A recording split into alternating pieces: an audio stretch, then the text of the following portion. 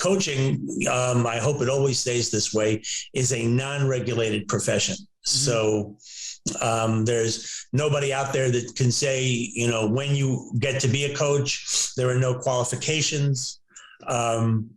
So, you know, anybody can say, I'm a coach, and that's it. You're a coach. And I think that's a beautiful thing. And now it's up to you, excuse me, to prove yourself to at least your small handful of clients that you have something of value to offer. It's not because the state said I have something of value. You have to prove it to that person, you know, in real time.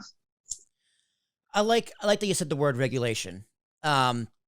The fact that you think that it's unregulated is a good thing. And that's something I tend to go back and forth on with this general line of work, because anytime I talk to a life coach, I think it's important that they say, or an executive coach, that, listen, this isn't,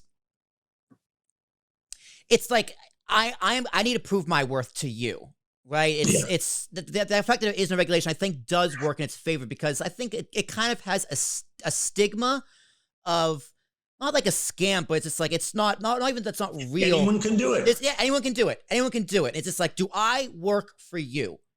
Right? Because like saying, sometimes I think life coaching can be similar to therapy, but therapy, you need to go a license, this, that, and the other. And it's very different. But I do think regulation would actually do more harm than good, because people who get stuff out of life coaching actually get stuff out of life coaching, and people who don't, and they don't need to. Well, a couple of things. First of all, personally, I think it would be a mistake for someone, a coach, a life coach, an executive coach, whatever, to do therapy under the guise of life coaching. Correct. Okay. Yeah. So I'm not going to ask you, like, you know, to tell me all about your childhood and, you know, try and tie it to your current anxiety or anything like that. Right. That's not my thing. If somebody wants therapy, I think it's a good idea to go to a trained therapist. And, you know, I understand the point of regulation because, you know, like in therapy, for example, someone is very vulnerable. The client is very vulnerable.